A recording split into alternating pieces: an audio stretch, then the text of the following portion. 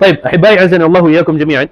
Kita masuk dalam perbincangan dan lanjutan kajian bagi kitab Minhajul Muslim, di mana hari ini kita masuk dalam fasal yang ke-10, iaitu adab bertamu.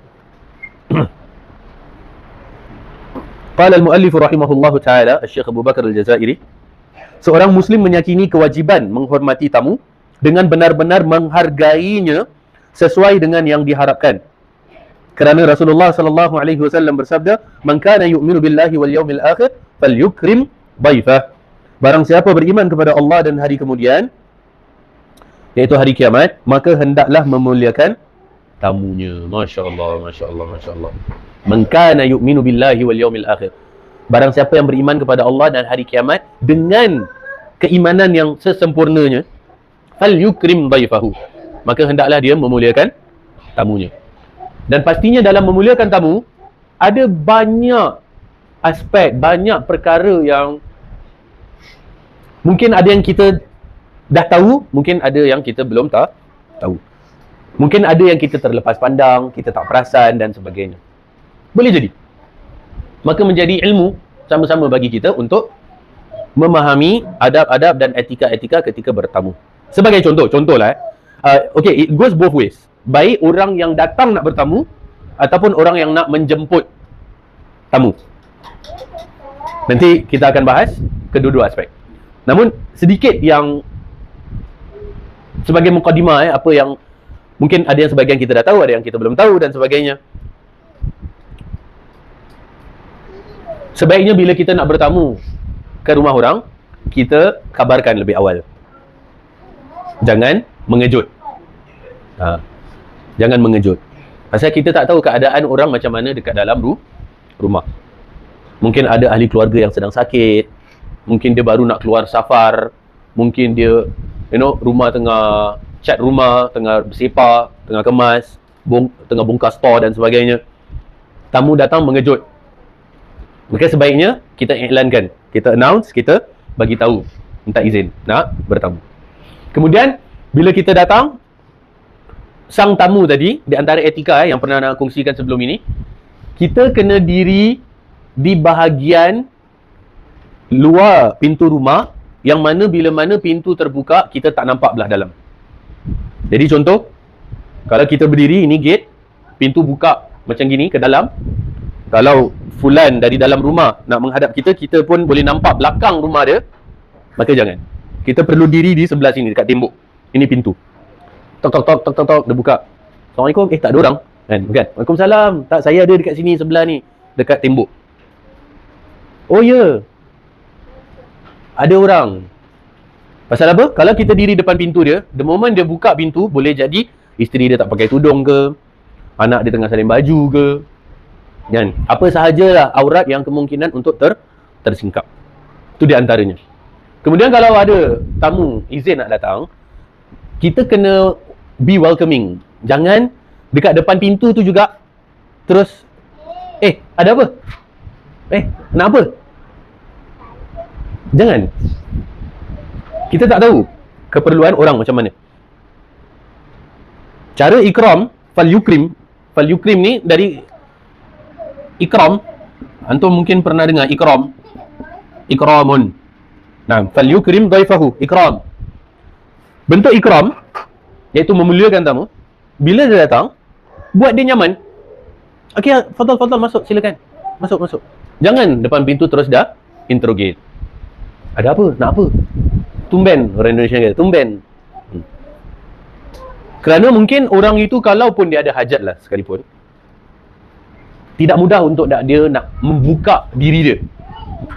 Contoh, anak dia sakit, dia perlu nak hutang, nak pinjam duit.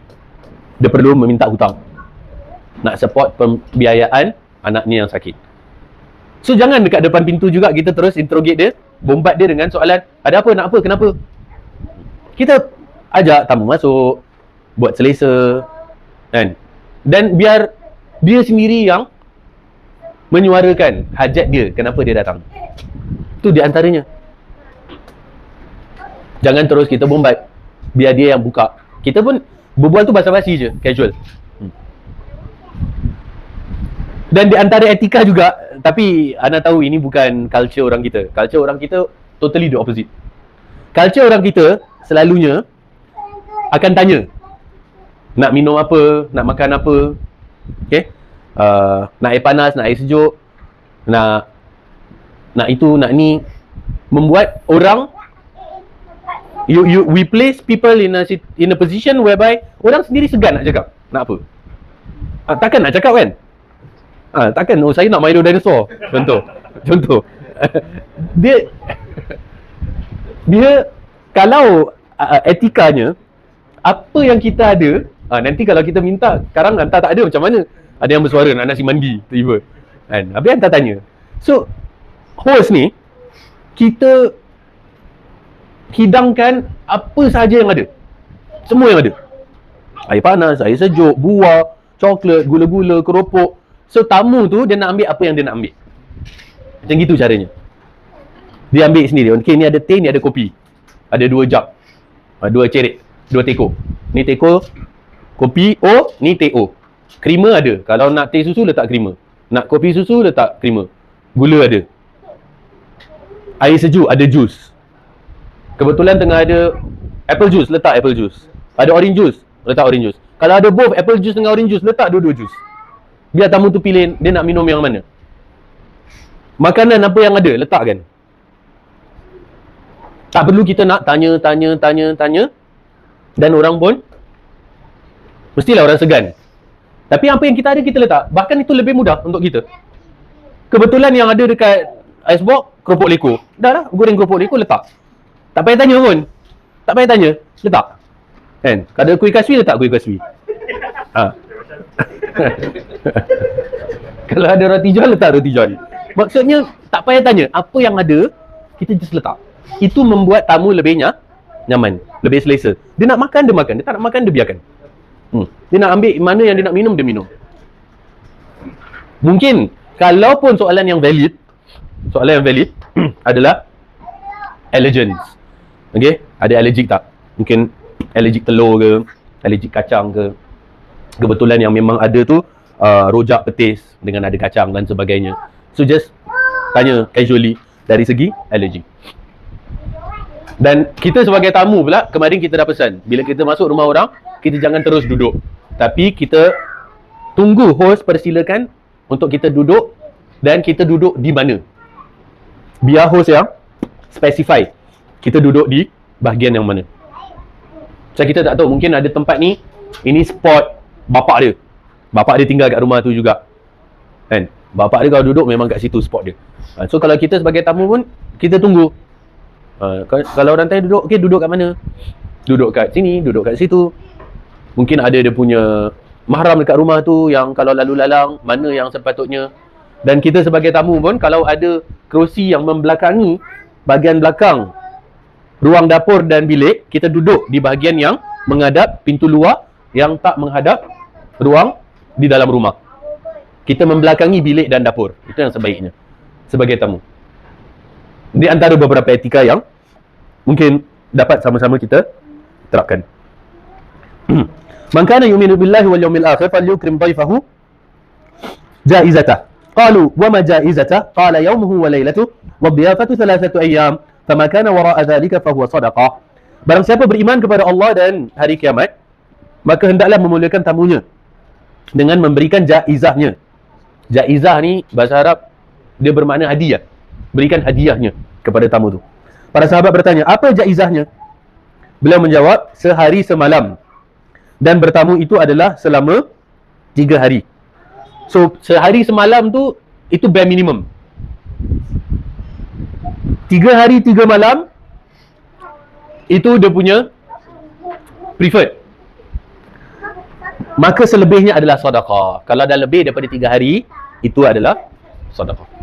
Jadi yang wajib 1 hari 1 malam, 3 hari 3 malam, kita kata sunnahnya, lebih dari 3 hari 3 malam, sedekah. Kalau tamu tu berkenan, suka untuk nak duduk kat rumah kita, alhamdulillah. Itu perkara yang positif. Berarti dia selesa duduk kat rumah kita. Dia dapat kenyamanan. Mungkin ada keluarga jauh dari luar negeri, daripada dia duduk dekat apartmen dan sebagainya, kita pelawakan dia. tidur dekat rumah kita. Dan kalau dia selesa, alhamdulillah. Kerana memuliakan tamu itu adalah ibadah. Tiba dia nak duduk lebih dari 3 hari, fadhal, silakan. Dia selesa. Bukan mengambil kesempatan, bukan. Tapi dia selesa. Kerana itu menunjukkan rumah kita rumah yang nyaman. Dia pun senang, dia pun suka. Dia gembira dan ceria. Jadi paling sedikit sehari semalam, 3 hari 3 malam adalah the preferred, selebihnya adalah sedekah. Maka dari itu, seorang Muslim berpegang teguh kepada adab-adab berikut ini dalam masalah pertamuan. Okey, pertama undangan pertamuan. A. Kemudian B, adab memenuhi undangan pertamuan. Okey, so A, undangan pertamuan ialah host, orang yang host orang lain. Kemudian B ialah sebagai tamu. Pertama, undangan pertamuan sebagai host. Hendaknya mengundang orang-orang yang bertakwa untuk bertamu, bukan orang-orang fasik dan derhaka. Kerana Rasulullah sallallahu alaihi wasallam telah bersabda, "La tusahib illa mu'mina wa la ya'kulu ta'amaka illa taqi." Janganlah engkau bersahabat kecuali dengan orang yang beriman, dan janganlah ada yang memakan makananmu kecuali orang yang bertakwa. Ini yang patutnya dijadikan sebagai neraca timbangan kita dalam kita menyingkapi siapa yang kita jemput untuk datang rumah kita. Not just any Tom, Dick or Harry. Iaitu orang-orang yang beriman dan orang-orang yang bertakwa. Orang-orang yang tidak ada niat jahat. Pasal ada orang kemarin, Ana baru conduct marriage course kemarin. Ada orang ni niat jahat ni ialah dia suka bergentayangan matanya nak tengok anak orang, nak tengok sister orang, kan? Dia suka nak tengok. Dia ada niat jahat, ada tujuan. Maka siapa yang kita jemput, perlu kita mengambil sikap yang waspada. Kedua, jangan hanya mengundang orang-orang kaya untuk bertamu dengan mengabaikan orang-orang miskin. Rasulullah sallallahu alaihi wasallam bersabda, ni dia. Ini hadis ini Ana pernah bawakan kemarin. Syarrut ta'ami ta'amul walimah, yud'a ilaiha al-aghniya dunal fuqara. Seburuk-buruk makanan ialah makanan pada majlis jemputan kahwin, kata Nabi sallallahu alaihi wasallam. Di mana hanya orang-orang kaya yang diundang tanpa menyertakan orang-orang fakir miskin. Jadi kalau kita nak pastikan walimatul urs, majlis jemputan kahwin yang kita undang, okay, baik untuk diri kita, anak kita, keluarga kita dan sebagainya, maka ahli keluarga itu silaturahim. Selain daripada ahli keluarga, kita perhatikan siapa yang kita undang. Kerana kita tak nak kita mengundang orang-orang kaya yang mereka tak ada keperluan pun kepada makanan yang ada. Bahkan mereka mentertawakan makanan yang kita siapkan. Padahal dah siapkan buffet dan sebagainya ni. Sekali orang-orang kaya yang sombong yang datang, alah setakat ni aku mampu makan lagi bagus daripada ni. So orang-orang yang patut diundang tak diundang, iaitu fakir miskin yang akan menghargai makanan tu, yang diundang pula orang yang fasik dan sombong ni. Jadi kita perhatikan dalam tata kita mengundang guest list kita bagi majlis jemputan, dan kita nak tahu kenapa kita jemput dia. Ini selain daripada ahli keluarga. Yang ketiga, tidak bermaksud bermewah-mewahan dan berbangga diri dalam mengundang tamu. Akan tetapi mengikuti sunnah Nabi SAW dan para Nabi sebelum. Seperti Nabi Ibrahim yang dijuluki sebagai Abu Dhifan atau Abu Dhiyafah. Abu Dhifan. Siapa Abu Dhifan? Jazakallah khair, barakallahu fiik.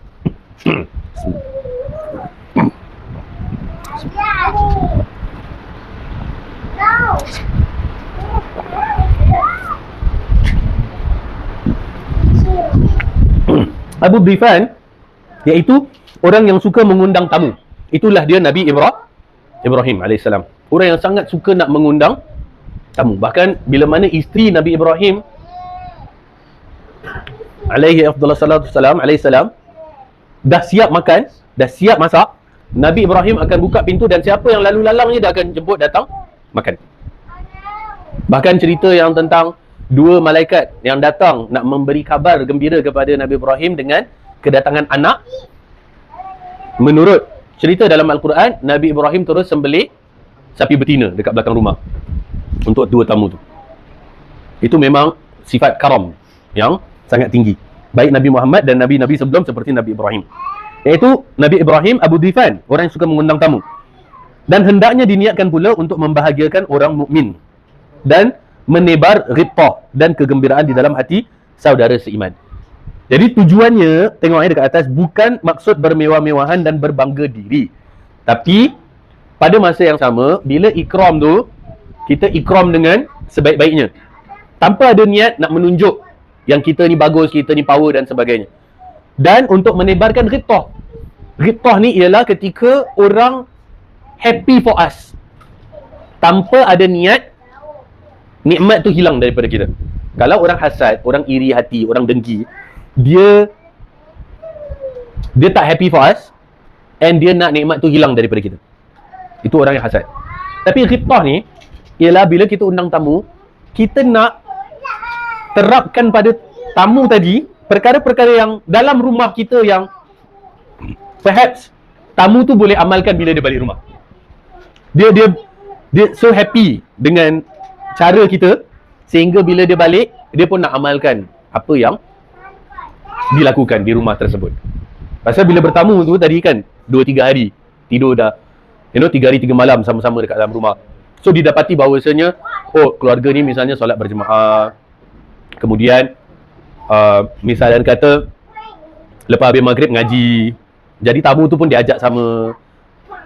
Bukan untuk nak berbangga, nak menunjuk-nunjuk, tak. Tapi memang amalan keluarga tu macam tu contohnya. Jadi bila ada tamu tu datang, dia pun diikut sertakan dalam aktiviti harian keluarga tu, sehingga tamu tadi felt happy for that family, dan dengan harapan bila dia balik, dia dapat terapkan dan amalkan dengan keluarga dia sendiri. Itu dia untuk menebarkan ghibtah. Itu dengan cara yang dilakukan tuan rumah. Macam tadi kan kita cakap, tak perlu tanya, dia terus letak semua jenis air, dia letak makanan, dia letak apa semua. Kalau takut membazir, mungkin ada sachets, ada kopi, ada tea. Nak mana, tinggal buat. Pun boleh.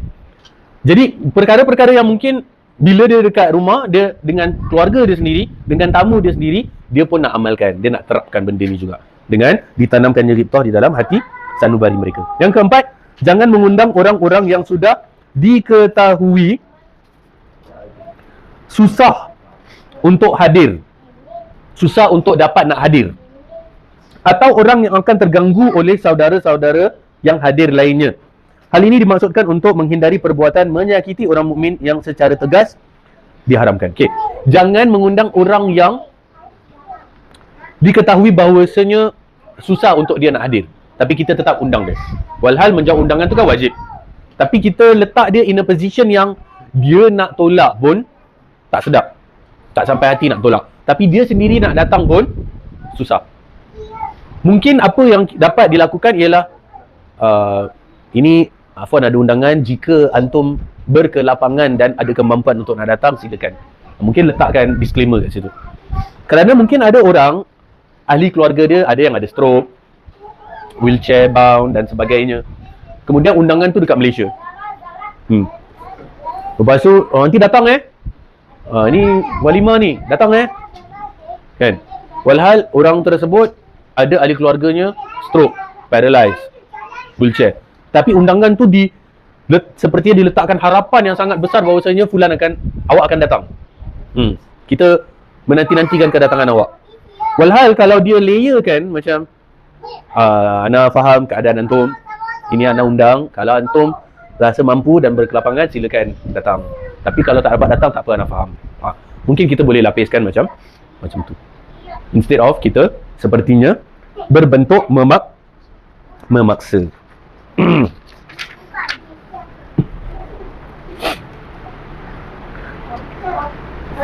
Dan jangan mengundang orang yang akan terganggu oleh saudara yang lain. So kalau kita tahu ada dua pihak, dua parti atau lebih yang sedang ada masalah, dan kita happen tu memang dua-dua ni dalam guest list kita, dan kita pastikan bahawasanya mereka datang dalam waktu yang berlainan atau hari yang berlainan, jangan masa yang sama. Tak nak nanti dekat rumah tu jadi scene pasal dua parti yang sedang ada masalah. Maka jangan kita lakukan. Ana sebenarnya dapat undangan. Ni kongsi sedikit lah Punyalah semangat nak jawab undangan juga, pasal ana berpegang pada hadis Hakul Muslim al-Muslim Sid. hak seorang Muslim atas seorang Muslim yang lain ada 6. Punyalah semangat nak amalkan. Inilah nak kongsikan sikit. Masa tu Ana dekat college. Waktu Zuhur, on the way, jalan kaki dari college nak pergi Masjid Haji Mat Saleh. Kan kita lorong 13, Haji Mat Saleh lorong 11. Sebelah je. Jadi bila tengah dah nak sampai masjid tu, ada WhatsApp, Ana tengok, Assalamualaikum Ustaz, gini, we'll be truly honoured if you can be present for our walimah. Dan gitu-gitu dan sebagainya lah. So Ana tak baca secara detail sangat pasal dah nak masuk masjid, and memang selalu dapat undangan yang semacam itu. Jadi Ana pun terus okay insyaAllah. Then Waalaikumsalam, okay insyaAllah, okay, I'll get back to you in a bit dan sebagainya. Masuk solat dan sebagainya. Bila balik dari masjid, on the way nak pergi college, Ana nak forward dekat Zaujah ni, because Ana tanya, should I bring my family along dan sebagainya. Dia cakap, okay please bring your family along. So Ana pun nak forward kat jemputan tu dekat Zaujah, supaya Zaujah boleh take note, date ni ada undangan dan sebagainya. Tok bila Ana tengok kat jemputan tu, pasal dia kecil address dia kan, Ana tengok dekat India, bukan dekat Singapore. Ana zoom in zoom out dia betul. Pasal Ana pun clarify, is the walimah in India. Ana dekat tempat dekat Puducherry, dekat mana gitu lah, dekat Madras, dekat Tamil Nadu, Southern India. Dia cakap, yes, we would be truly honoured. Itu tu, your presence would be masya-Allah.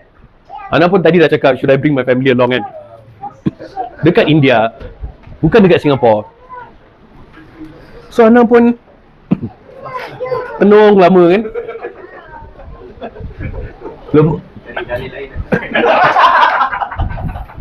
Lepas tu bila dah interact tu, dia cakap, can my father give you a call? Ana pun silakan. So Ana dapat call. Dia number tak kenal lah kan. Nama ada nama lah. Depan dia Ana tak payah sebut apa, Rahman gitu nama dia. Okay, dapat. So my child is getting married and it will be an honour for you to. Ana ingat bapak dia nak sponsor tiket ke atau apa tau. Ni husnuzan lah kan, pasal jemput. Dia cakap, oh ya. Pasal Ana just cocok lah tanya, so how do I go about going to your place? Oh yeah, you can just Google the flight, okay, and look for the suitable flight nearing to the date. Which one is the cheapest one based on the timing and the date, and okay. And then when I get to Chennai airport, what do I do? No, we can arrange a rental car untuk come and fetch, must be paid lah dan sebagainya.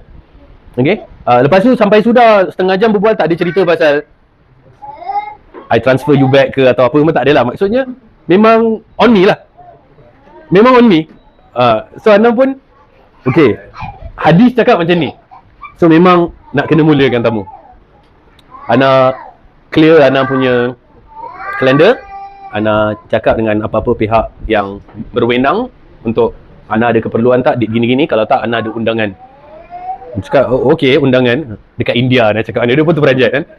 Then okay, so far clear lah, boleh, no issues. Okay, Alhamdulillah. So Ana pun dah soft booking the flight.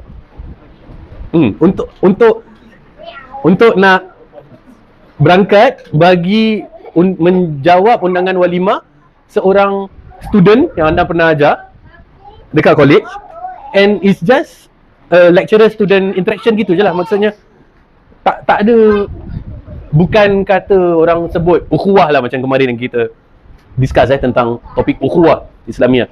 It's just a lecturer student punya, and Ana dapat undangan banyak by the puluhan lah yearly untuk undang walimah dan sebagainya. So Ana kerana betul punya nak amalkan hadis tu, tapi Ana cakap dengan dia, Ana and Zaujah je lah, anak-anak tak dapat lah because sekolah dan sebagainya kan. Dia cakap okay, tak ada masalah. Jadi Ana soft book dan sebagainya, semua dah clear the schedule, dah clear the date. Qaddarallah wa ma syaa fa'al. Abah Ana masuk hospital. Abah Ana masuk hospital. Akhirnya Ana pertimbangkan kerana Abana nak kena undergo surgery. So it's A&E, masuk ambulance datang ambil A&E dan sebagainya, lepas tu kena surgery dan sebagainya. Dan kita tak tahu the outcome of the surgery, kan? Akhirnya setelah pertimbangan yang begitu berat, Ana terpaksa explain the situation. So dia pun dia faham, cakap I understand. Ya. Tapi Ana cakap I need Afwan, but I need to cancel the flight. Macam gitu. Tapi Ana dah exerted all effort untuk pergi. So Ana poinnya adalah kita mengharap bahawasanya Allah tetap menganjarkan bagi kita pahala bagi effort kita yang nak mengundang jemputan tadi. Dekat India jemputannya. First time Ana dapat jemputan dekat India. Dan dekat Corok manalah tempat dia kan, dapatlah address. Ana cari-cari kat Google Earth tu, jumpalah juga alhamdulillah. Google Map, Google Earth semua. Because Ana bukan Google Map je. Ana Google Earth, Ana tengok dia punya you know, dia punya street food dia punya semua lah kan. Ana tengok, Ana perhatikan. Ini kalau nak cari toilet kat mana ni kan, misalnya apakah tempat tu ada. Pasal kalau misalnya kata pergi masjid pun, maka keadaan yang sebegitu jugalah kan.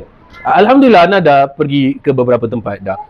Ke Malaysia, Indonesia, Thailand, ke Saudi dan sebagainya. Dan tak semua public restroom tu as nice as what we have lah. Betul tak?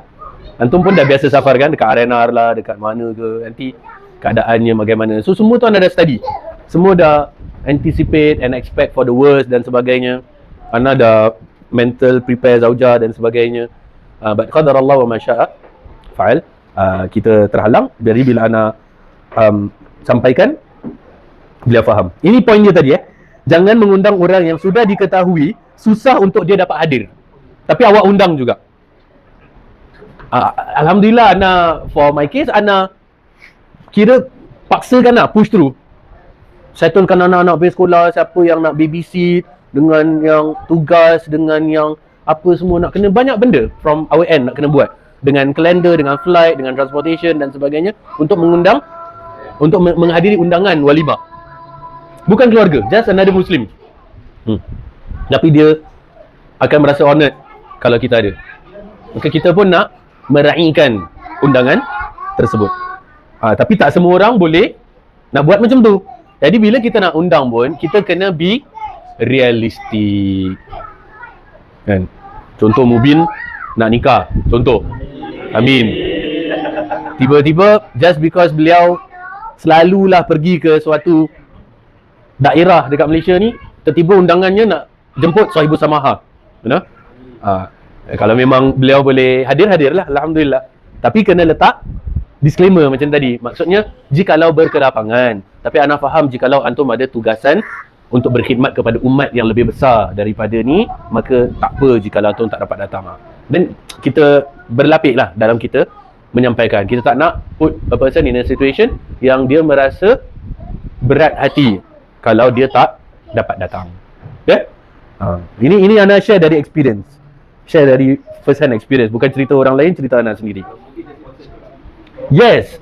Kalau dah macam gitu, alang-alang tu, selitkan sekali. InsyaAllah antum punya flight Ana sponsor. Macam gitu sedap sikit dengar. Contohnya, kan? Bila ada kelapangan. I mean, kita be realistic. Wallahualam. Okay. So insyaAllah untuk B and C, adab memenuhi undangan pertemuan dan juga adab menghadiri undangan. Kita ada lagi 5 pages. InsyaAllah kita akan ambil pada pertemuan yang akan datang.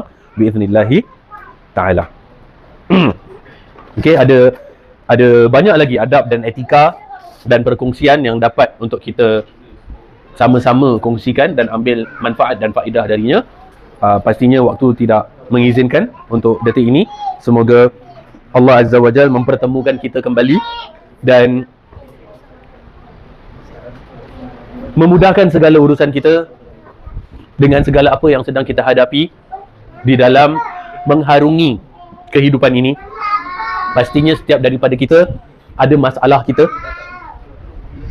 maka kita minta kepada Tuhan yang dapat mengeluarkan kita daripada segala masalah.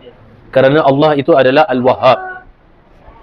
Al-Wahhab ni ialah Maha Pemberi, yang mana di kacamata kita sebagai manusia ianya mustahil.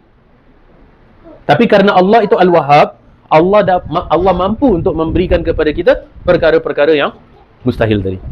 Pada kita mustahil, tapi pada Allah tak. Itu sifat Al-Wahhab Allah Azza wa Jalla. Macam cerita Nabi Ibrahim tadi, di mana beliau telah pun berganjak usia yang sudah sepuh. Tapi kerana Allah itu Al-Wahhab, maka tak mustahil untuk beliau dapat anak. Alhamdulillahillazi wahabali alal kibari Ismaila wa Ishaq. Inna rabbi la sami'ad du'a. Sebab tu Nabi Ibrahim guna kalimat apa? Alhamdulillahillazi wahabali. Dari Al-Wahhab tadi. Nabi Ibrahim tak cakap a'tani atau ahdani, memberiku atau hadiahkanku dan sebagainya, tak. Tapi wahabali. Wahaba dari Al-Wahhab, yang mana pemberian bagi kita mustahil, tapi tak mustahil di sisi Allah Azza wa Jalla. Aqulu qawli hadha wa astaghfirullah li wa lakum. Subhanakallahumma rabbana wa bihamdika, asyhadu an la ilaha illa anta astaghfiruka wa atubu ilaik. Wa akhiru da'wana alhamdulillahi rabbil alamin, billahi taufiq wal hidayah. Wassalamu alaikum warahmatullahi wabarakatuh.